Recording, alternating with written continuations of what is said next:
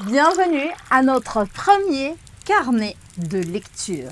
Ici, je vais te raconter un petit peu en français à propos des lectures que je suis en train de faire ou que j'ai faites récemment. C'est une façon de te stimuler à lire davantage, mais aussi à écouter plus de français, entendre parler plus en français, et comme ça augmenter ton vocabulaire et avoir envie de plonger de plus en plus dans la langue et dans la culture française. Alors, prends ton thé, ton café, ton chocolat chaud ou ton verre d'eau et c'est parti, on va parler de lecture. Aujourd'hui, je vais te raconter ce livre que je viens de terminer. Alors, c'est une histoire un peu drôle, pas du tout drôle l'histoire du livre, mais l'histoire de ma lecture. C'est parce que en faisant des recherches, quand j'ai terminé le livre, j'ai remarqué qu'il y a 2 ans, j'ai enregistré une petite lecture du début du livre. Et d'ailleurs, je vais te la laisser ici, attachée dans la description de cette vidéo. Comme ça, si tu as envie, tu peux m'accompagner lire ce livre. Et oui, j'ai mis 2 ans à terminer ce livre. Alors, j'ai une première question à te poser. Est-ce que toi, quand tu as du mal à entrer dans une lecture, est-ce que tu abandonnes complètement ou est-ce que tu insistes? Parce que là, vraiment, pour ce livre, j'ai insisté. Et pourquoi est-ce que j'ai insisté? Pourquoi j'ai décidé de lire ce livre? Alors, je vais te raconter un petit peu. Donc, le livre s'appelle Histoire d'une vie. Histoire d'une vie. Et l'auteur, c'est Aaron Appelfeld. Je pense que c'est comme ça qu'on prononce, Appelfeld. Et c'est un auteur. Alors, pour raconter qui est l'auteur, je vais lire un petit peu parce que c'est une histoire assez compliquée. Aaron Appelfeld, né Erwin Appelfeld, le 16 février 1932 à Jadova, près de, alors je ne vais pas savoir dire ce nom, Xenorwitz, est mort le 4 janvier 2018 à Petah Tikva en Israël, est un romancier et poète israélien. Il est considéré comme un des plus importants écrivains israéliens de langue hébraïque de la fin du XXe siècle. Et pourquoi est-ce que j'ai dit que c'était une histoire assez compliquée? Eh bien, tout simplement parce que cet auteur, il n'est pas né en Israël. Et vous avez vu qu'il est né avant la Seconde Guerre mondiale. Et justement, ce bouquin, c'est un mot pour dire livre. Et ce livre, ce bouquin, c'est un livre qui raconte, histoire d'une vie, plusieurs histoires d'une vie. Je pense même que le titre devrait avoir un S dans histoire, parce que ce livre, c'est vraiment ça. Pourquoi est-ce que j'ai eu du mal à lire ce livre? Parce que je pensais que j'allais entrer dans l'histoire. Quand j'ai pris ce livre, en fait, c'est ma mère qui m'a dit, tu devrais lire ce livre parce qu'elle l'a lu et elle l'a adoré. Et en fait, quand j'ai décidé de le lire, ça faisait très longtemps que je ne lisais pas de littérature et j'avais envie d'entrer dans une histoire, d'être plongée dans une histoire comme la littérature nous fait vivre cette expérience. Et c'est pas du tout un livre qui m'a fait vivre l'expérience de la lecture de cette façon-là. C'est vrai aussi que j'ai pris un livre qui est très dense et je vais vous expliquer pourquoi. Lors à un moment de ma vie qui était un moment où j'avais besoin de légèreté parce que il y a 2 ans, c'est quand j'ai découvert que j'étais enceinte de mon deuxième fils, de Gaël. Et bon, alors maintenant, c'est l'heure de vous raconter de quoi parle ce bouquin. Histoire d'une vie, ce sont plusieurs petits morceaux des histoires que Aaron Appelfeld se souvient de sa vie. Parce que quand la Seconde Guerre mondiale a éclaté, lui, il avait 7 ans. Et ses parents sont morts dans la Seconde Guerre mondiale. Attends, je vais t'expliquer pourquoi je confonds Seconde et Deuxième. En fait, on va dire Seconde Guerre mondiale parce qu'il n'y a pas de Troisième Guerre mondiale. Mais souvent, on accepte les deux, d'accord? Mais bon, donc ses parents sont morts de différentes façons. Et alors, dans chaque petit chapitre, il raconte des mémoires qu'il a de cette époque, de l'époque avant la guerre, pendant la guerre ou après la guerre, parce que lui, il avait de 7 à 11 ans, le temps qu'a duré la guerre, et il est arrivé en Israël, donc jeune adolescent, et il a dû reconstruire toute sa vie. Ma mère a été complètement amoureuse de ce livre. Elle a été très touchée par ce livre. Et comme je vous ai dit, une des raisons pour laquelle je pense que j'ai pas tellement accroché, c'est que les histoires, elles sont pas connectées l'une à l'autre. C'est quelque chose de bien et pas bien simultanément parce que tu peux lire un petit chapitre, c'est tout. Mais en même temps, euh, ça me faisait à chaque fois devoir recommencer sans avoir un engagement par complet. Mais en fait, il y a aussi une autre raison pour laquelle j'ai lu ce livre. Mon père est juif et ma mère est d'origine protestante. En fait, mon père est d'origine juive et ma mère est d'origine protestante.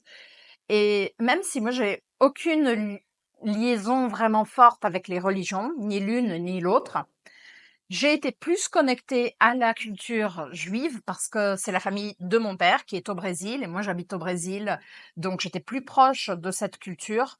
Mais je dis toujours que je suis pas de religion juive, mais de culture juive. Et surtout, quand on parle de Seconde Guerre mondiale, on parle de ma famille.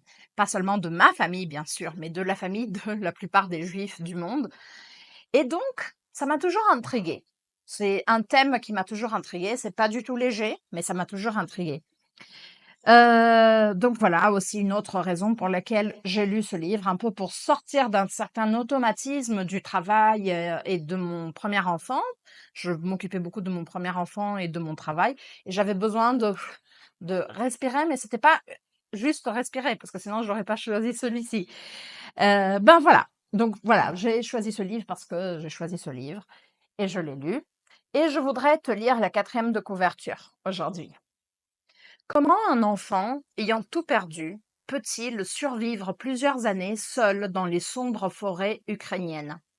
Aaron Appelfeld a 10 ans lorsqu'il s'échappe du camp.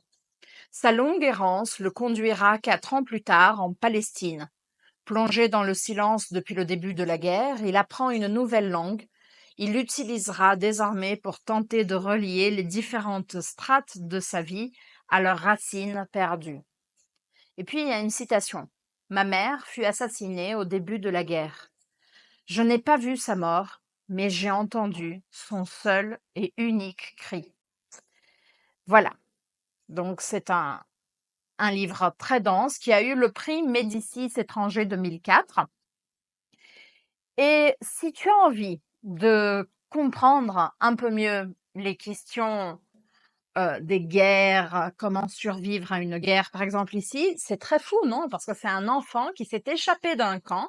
Moi, je savais même pas que les gens pouvaient échapper des camps. Et puis, il a survécu tout seul dans les forêts. C'est tellement fou. Mais voilà, une des raisons aussi pour laquelle j'ai pas tellement accroché, parce que j'attendais toujours de comprendre. Et en fait, c'est tellement absurde comme histoire qu'il y a rien à comprendre. Et donc, même quand tu termines le livre, pardon pour le spoiler, mais même quand tu termines le livre, tu comprends pas comment c'est possible. Il faudrait aussi que je te dise que c'est pas mon livre préféré à propos de la Seconde Guerre mondiale. Il y a des années, j'ai lu le livre qui s'appelle Si c'est un homme de Primo Levi. Alors, il faut encore penser à un autre thème, c'est qu'aujourd'hui, l'histoire actuelle est extrêmement polémique par rapport à Israël et tout ça. Et je répète, je suis pas fortement de religion juive, mais oui, ma culture est aussi juive, mon histoire, ma famille, etc. Et je défends pas du tout Israël, d'accord? Que ce soit clair. Mais c'est une question très complexe, toutes ces guerres, etc. Donc, je voudrais te parler aussi du prochain livre que je vais lire et que j'ai déjà commencé. J'ai choisi celui-ci, d'Atik Raimi, qui s'appelle, alors j'ai du mal à dire le nom, c'est Singué Sabour, Pierre de patience. Et je vais te lire la 4e de couverture, ce sera mon prochain bouquin. Cette pierre que tu poses devant toi, devant laquelle tu te lamentes sur tous les malheurs, toutes les misères, à qui tu confies tout ce que tu as sur le cœur et que tu n'oses pas révéler aux autres, tu lui parles, tu lui parles.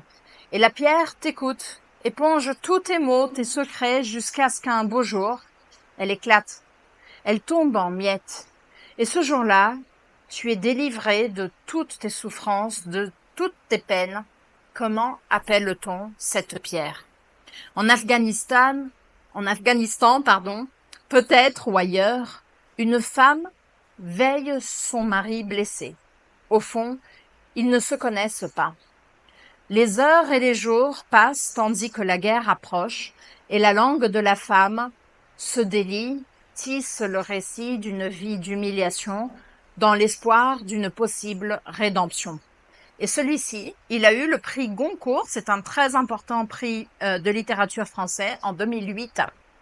Bientôt, je vais pouvoir vous raconter un peu plus de ce que j'ai pensé de ce livre. Et juste pour vous dire que j'essaie de faire un contrepoint, c'est-à-dire j'ai lu quelque chose sur la Seconde Guerre mondiale. Je sais que cette histoire n'a rien à voir avec le moment actuel ou n'aurait pas, ne- il n'y a aucune justificative par rapport au moment actuel, mais j'ai pris cet autre roman qui est un point de vue complètement différent sur une autre question. Alors voilà un petit peu un carnet de lecture.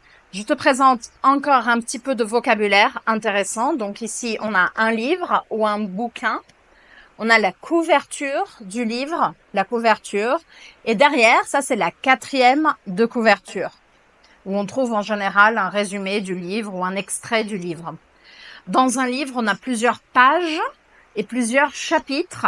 En général, je préfère les livres qui ont des chapitres. Ici, déjà, je peux dire que ce livre-ci, il est plus petit, mais il n'a pas de chapitre. Ça m'exaspère un peu, parce que je ne sais pas quand est-ce qu'il faut que je m'arrête. Et voilà. Et on a aussi, pour le vocabulaire, un auteur et un traducteur. Alors, je voudrais savoir si tu aimes ce type de vidéo et que tu me racontes ci-dessous dans les commentaires si tu as déjà lu en français, si tu aimerais lire en français. Et comme ça, je peux te créer un autre contenu sur mes lectures en français, si ça t'intéresse. Merci beaucoup, un bisou et à bientôt. Ciao. Maintenant, c'est l'heure de monter. Ciao, ciao.